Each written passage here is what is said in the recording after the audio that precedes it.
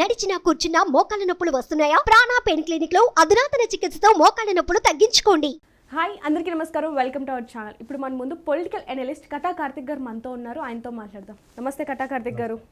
కటా కార్తిక్ గారు, times now survey ఏం చెప్తుంది అంటే ఇప్పుడు వచ్చే పార్లమెంట్ ఎన్నికల్లో ఎవరెవరికి ఎన్ని సీట్లు వస్తాయని చెప్పి ఆల్రెడీ చెప్పడం జరిగింది. అయితే వైఎస్ఆర్సీపీకేమో 24 నుంచి 25, అలాగే టీడీపీకేమో 0 నుంచి 1, జనసేనకి 0, బీజేపీకి 0 అని చెప్పడం జరిగింది. అయితే ఇదంతా నిజమే అంటారా, నమ్మచ్చు అంటారా దీన్ని? అంటే వాస్తవానికి ఇంకా ఎన్నికలకి 3-4 నెలలు ఉన్న సమయం ఉన్న టైంలో ఇప్పటికిప్పుడు ప్రజల మూడిని అంచనా వేయటం, ఇలానే ఫలితాలు ఉంటాయి అనుకోవటం భ్రమ.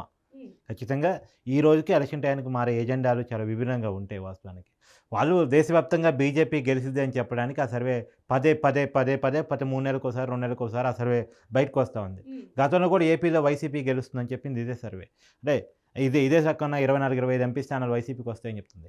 వాస్తవానికి ఒక కొత్త విషయాన్ని మనం గమనించాలి. ఇక్కడ వైసీపీకి ఒక వేవ్ ఉన్న సమయంలో, పోయినసారి జగన్ గారు ఒక్క ఛాన్స్ బాగా పనిచేసిన సమయంలో జగన్ గారికి వచ్చింది 22 ఎంపీలు, 3 ఎంపీలు టీడీపీకి వచ్చాయి. ఇప్పుడు రామ్మోహన్ నాయుడు గారు గెలిచారు, విజయవాడలో నాని గారు గెలిచారు, కేసీఆర్ నాని గారు. తర్వాత గల్లా జయదేవ్ గారు గుంటూరులో గెలిచారు, టీడీపీకి 3 వచ్చాయి, వైసీపీకి 22 వచ్చాయి. ఆ రోజు వైసీపీకి 22 రావడంలో జగన్ గారు ఏం చెప్పారు అంటే, ఒకటి జగన్ గారికి స్టేట్ వైడ్గా వచ్చినటువంటి వేవ్ ఒక కారణం అయితే, పార్లమెంటు స్థానాలు ఎక్కువ ఇస్తే కేంద్రంతో పోట్లాడి ప్రత్యేక హోదా తీసుకొస్తాను, రాష్ట్రానికి రావాల్సిన విభజన హామీలను తీసుకొస్తానని చెప్పేసి ఆ రోజు ప్రజలకు హామీ ఇచ్చారు. ఆ హామీ మేరకు ప్రజలు జగన్ నమ్మారు, జగన్ గారికి అన్ని స్థానాలు అప్పచెప్పారు. కానీ ఈసారి ఆ పరిస్థితి ఉందా అని ఒకసారి పరిశీలిస్తే, వాస్తవానికి ఆయన ఇచ్చిన హామీ మేరకు మొదటి రోజే అంటే గెలిచిన తర్వాత రోజే ఆయన మాట మార్చేశారు. మనతో అవకాశం లేకుండా, అవసరం లేకుండా ఎన్డీఏ ఫుల్‌ఫ్లెడ్జ్డ్‌గా ఫామ్ అయింది కాబట్టి, బీజేపీ సొంతంగా అధికారంలోకి వచ్చింది కాబట్టి మనం బీజేపీని డిమాండ్ చేసి ఏ హక్కును సాధించలేమని చెప్పేసి ఆ రోజే మడమ తిప్పేశారు. మాట తప్పును మడమ తిప్పను అన్నటువంటి జగన్ గారు ఆ రోజే మడమ తిప్పేశారు. సో ఆ రోజు నుంచి ఈ రోజు వరకు ఎన్నికల్లో చాలా పరిస్థితులు మారాయి. ఆయన డెవలప్మెంట్ మీద చాలా భిన్నాభిప్రాయాలు వస్తున్నాయి. వాస్తవానికి ఆయన డెవలప్మెంట్ చేయలేదు, సంక్షేమం తప్ప డెవలప్మెంట్ చేయలేదు అని చెప్పేసి నేను చెప్పడం కాదు, సాక్షాత్తు జగన్ గారిని గెలిపించడంలో కీలక భాగస్వామైనటువంటి ప్రశాంత్ కిషోర్ గారు చెప్పిన మాట ఇది. ప్రశాంత్ కిషోర్ గారు జగన్ గారికి 151 స్థానాలు వచ్చాయంటే ఆయనే కీలకం వాస్తవానికి. వైసీపీకి 22 ఎంపీ స్థానాలు వచ్చాయంటే ఆయన కీలకం వాస్తవానికి. ఆయనే ఈ అభిప్రాయాన్ని వ్యక్తం చేసిన తర్వాత ఇక నిజమే అభిప్రాయం ప్రజల్లో పోయే అవకాశం ఉంది. ఖచ్చితంగా పోయినసారి పనిచేసే ఒక్క ఛాన్స్ నిన్న ఈసారి పనిచేయదు. జగన్ గారు 5 సంవత్సరాల కాలంలో ఏం చేశారు, ఏం చేయలేదు, చంద్రబాబు గారు బెటరా, జగన్ గారు బెటరా అనేటువంటి ఎజెండా చుట్టూ ఎన్నిక జరుగుతుంది. కాబట్టి పోయినసారి పనిచేసినటువంటి వేవ్ ఈసారి పనిచేసే అవకాశం లేదు. ఖచ్చితంగా ఈ అంకెలు అయితే కరెక్ట్ అయ్యే పరిస్థితి లేదు. సరే వైసీపీకి ఎక్కువ వస్తాయి, టీడీపీకి ఎక్కువ వస్తాయి అనేది ఆ రోజు ఎన్నికల ఎజెండాలు, ఆ రోజున్న ప్రజల మూడు, ఆ రోజు ప్రజలు ఏ అంశాలను ఎన్నికల కోసం తీసుకుంటారు, ఎన్నికల మేనిఫెస్టోలో ఏ పార్టీలు ఎలాంటి అంశాలు ముందు తీసుకొస్తాయి అనే దాన్ని బట్టి ఉంటుంది తప్ప ఈ రోజు ఈ అంకెలు ఏదైతే మొత్తం వైసీపీ గెలిచే అవకాశం ఉంది అని చెప్పేటువంటి అంకెలు మాత్రం ఖచ్చితంగా సత్య దూరమైనవి మనం అనుకుంటున్నాం. ఎందుకంటే ఏపీలో నిజంగా ఆ పరిస్థితి లేదు వాస్తవానికి. అంటే గతం లెక్క వన్ సైడ్ రిజల్ట్ ఇచ్చే పరిస్థితి లేదు.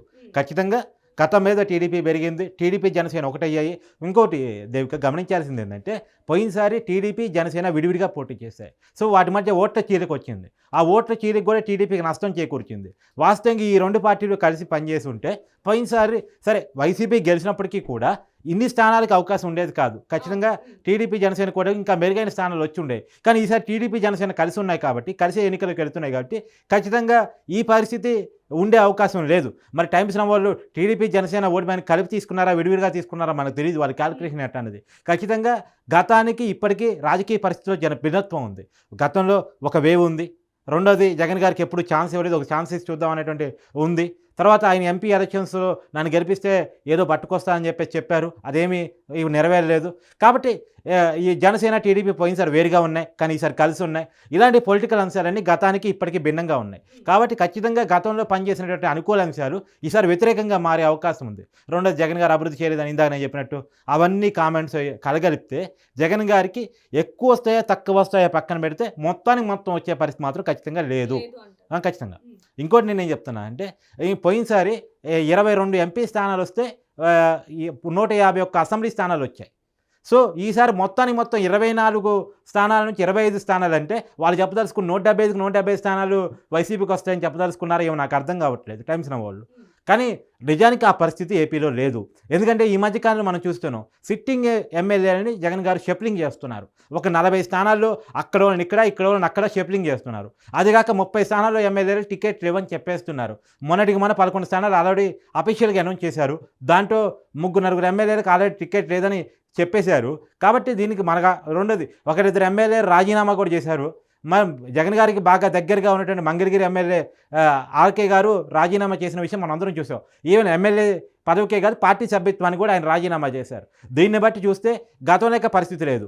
రెండోది ఏంటంటే 151 మంది ఎమ్మెల్యేలు వైసీపీ గెలిచిన తర్వాత సహజంగా ఏంటంటే ప్రతిపక్షంలో ఉన్న ఎమ్మెల్యేలంతా పోలమని అధికార పార్టీ వైపు పోతారు.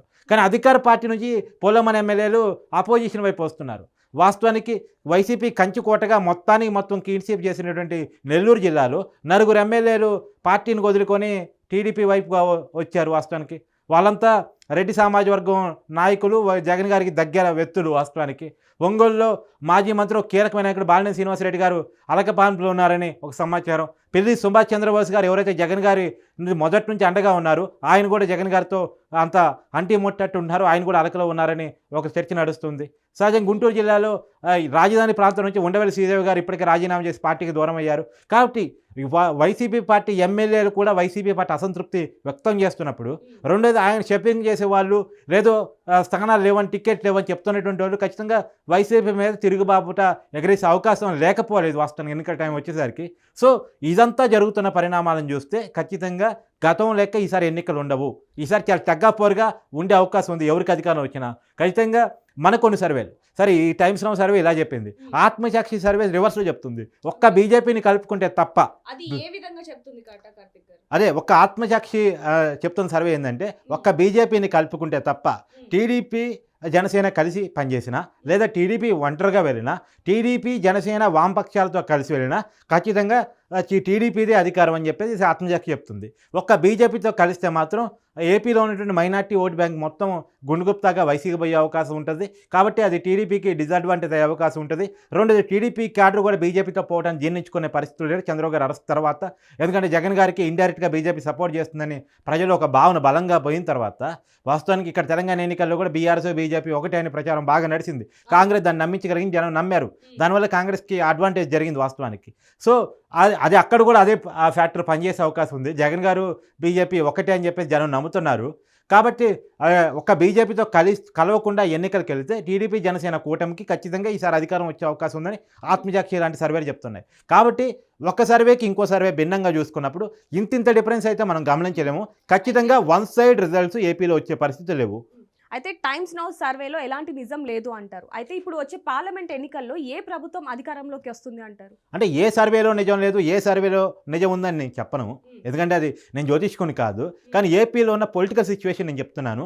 గతంలో జగన్ గారికి అనుకూల అంశాలుగా పనిచేసినటువంటి అంశాలు ఈసారి ఎన్నికల్లో పనిచేసే అవకాశం లేదు అనేటువంటిది నేను చెప్తున్నాను వాస్తవానికి. కాబట్టి దానికి దీనికి భిన్నత్వాన్ని మీరు గమనించాలి తప్ప ఒక టైమ్స్ నౌను విమర్శించడమో లేదా ఇంకో సంస్థను విమర్శించడమో ఇంకో సంస్థలో క్రెడిబిలిటీని మనం ఉంది అని చెప్పడం మన ఉద్దేశం కాదు. ఏ సర్వే సంస్థ కూడా ప్రజల నాడిని ఎగ్జాక్ట్గా కనుక్కోవడం చాలా కష్టమైనటువంటి విషయం. ఎందుకంటే ప్రజల మూడు ఈ రోజుకి రేపటికి చేంజ్ అవుతూ ఉంటుంది. ఇంకా ఎన్నికలకు 3-4 నెలల టైం ఉంది. ఈ రోజు ఉన్న ఆలోచన వేరు, 4 నెలల తర్వాత ఉండే ఆలోచన వేరు. ఆ ఎన్నికల నాటికి వచ్చే ఎజెండాలు ఎట్టుంటే పార్టీలు ఎలాంటి హామీలు ఇస్తాయి, హామీల విషయంలో ప్రజల మూడు ఎలా ఉంటుంది, ఆ రోజు ఎన్నికలను ప్రభావితం చేసే అంశాలు ఏ రకంగా ఉంటే, రెండోది దేశవ్యాప్త పార్లమెంట్ ఎలక్షన్స్ లోకల్ ఎలక్షన్స్ కలిసి వస్తున్న టైంలో దేశవ్యాప్తంగా ఉన్నటువంటి ఎన్నికల మూడు ఏపీ ప్రజల మీద ఎలాంటి ప్రభావం పడుతుంది అనేది కూడా చాలా కీలక అంశం. ఇప్పటికే మనం చెప్తున్నాం కర్ణాటక ఎన్నికల్లో కాంగ్రెస్ గెలుపు, తెలంగాణలో కాంగ్రెస్ గెలుపుకు ఉపయోగపడింది. మరి తెలంగాణలో కాంగ్రెస్ గెలుపు ఏపీలో ఎవరు గెలుపుకు ఉపయోగపడింది అనేది కూడా ఒక చర్చ. ఎందుకంటే తెలంగాణలో మార్పు అనేటువంటి ఒక పదం బాగా పనిచేసింది. మరి ఏపీలో కూడా మార్పు అనే పదం బాగా పనిచేస్తుందా? మళ్ళీ జగన్ గారి ప్రభుత్వాన్ని మార్చే వరకు ఇది వెళ్ళిద్దా అనేటువంటిది కూడా క్వశ్చన్ మార్క్ ఉంది. కానీ నేను చెప్పేది ఏంటంటే ఈ రోజు ఎనగ్రెట్గా ఇదే కరెక్టు, ఇలానే జరిగిద్ది, ఈ పార్టీకి ఇన్ని స్థానాలు వస్తాయి అని చెప్పుకోవడం అనేది అవివేకం అవుతుందని నేను చెప్తాను.